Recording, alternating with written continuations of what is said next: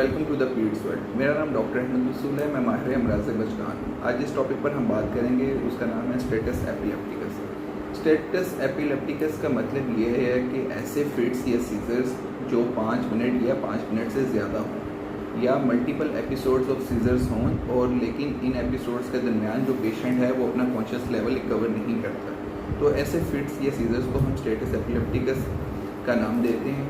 Emergency basis पे patient present करते हैं और हमारे न्यू ट्रेनिंग्स के लिए एक बड़ा टफ काम।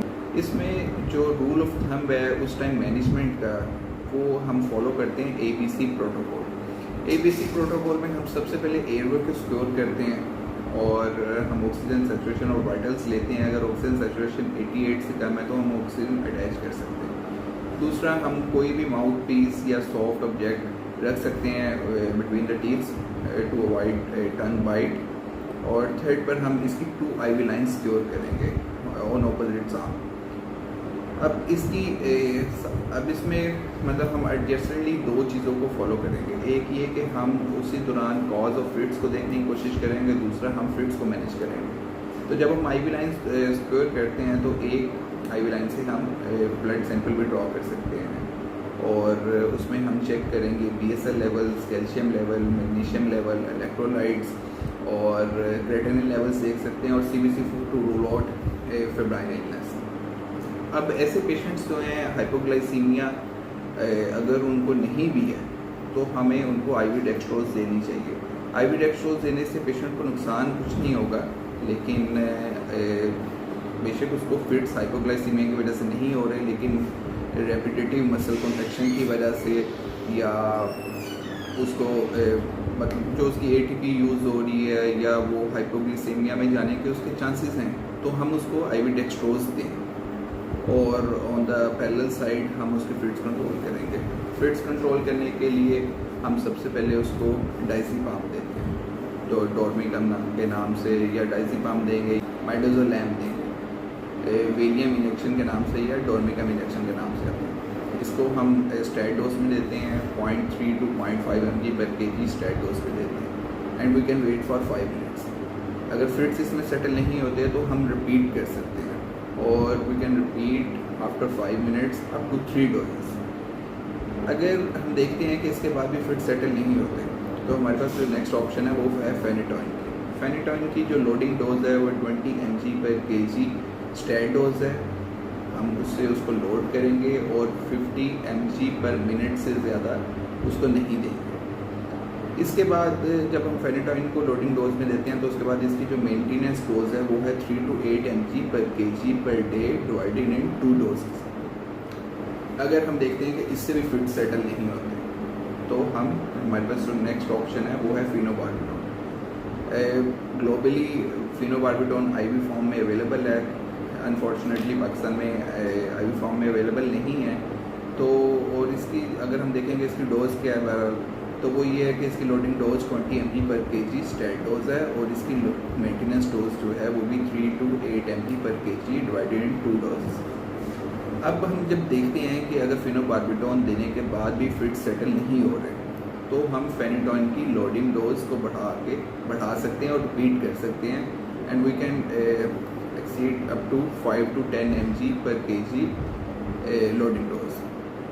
और अगर इन सब करने के बाद भी हमें लगता है कि पेशेंट के मतलब फिट सेटल नहीं हो रही तो हम उसको एपीवॉल से लोड कर सकते हैं। एपीवॉल की जो लोडिंग डोज है वो 30 mg पर kg स्टैट डोज है और बाज़ औक़ात हमें देखने को मिलता है कि इसके बाद भी फिट सेटल नहीं हो रहे थे तो हम इसको लेविट्राइसेटम से लोड कर सकते हैं। लेविट्राइसेटम भी हम 20 mg पर kg लोडिंग डोज देते हैं, विद इन 5 मिनट्स दे सकते हैं और इसकी जो मेंटेनेंस डोज है वो 30 mg पर kg per day divided into 2 to 3 doses.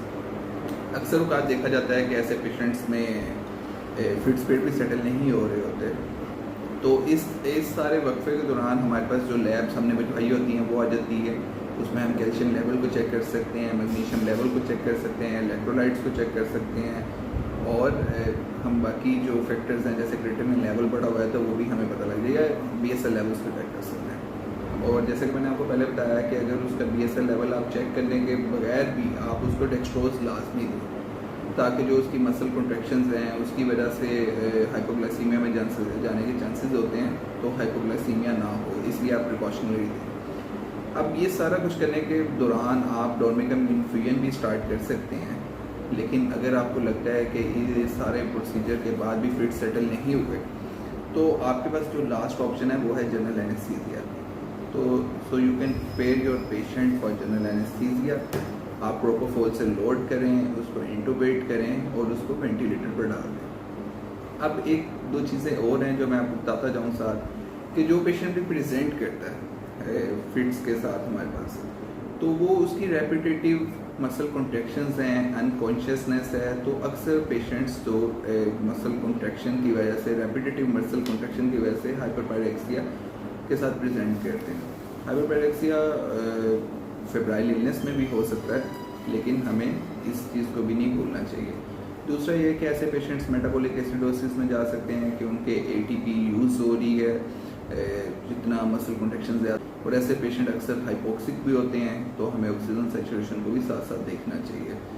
ایسے پیشنٹس میں ریسپائریٹری مسلز انوالو ہو جاتے ہیں فٹس کے ساتھ، تو جو ریسپریشن ہے وہ بھی کمپرومائز ہوتی ہے۔ اب یہ جو ساری میڈیکیشنز ہم دے رہے ہیں پیشنٹ کو، ان کا ایک کامن سائیڈ افیکٹ ہے، وہ یہ ہے کہ ریسپائریٹری ڈپریشن یا ہائپوٹینشن۔ تو اس دوران آپ سارے وائٹلز کو لیتے رہیں، ملٹیپل آپ اس کی BP ریڈنگز لیں، پلس لیں، اور آپ کے پاس ایمرجنسی پریپریشن ہونی چاہیے کہ اگر ڈائزپام کی وجہ سے یا کسی بھی اینٹی کنولسنٹ کی وجہ سے پیشنٹ ریسپائریٹری ڈپریشن میں جاتا ہے تو آپ کے پاس اس ٹائم ایمرجنسی کو ڈیل کرنے کے لیے ایک پورا سیٹ اپ موجود ہو۔ Thank you so much.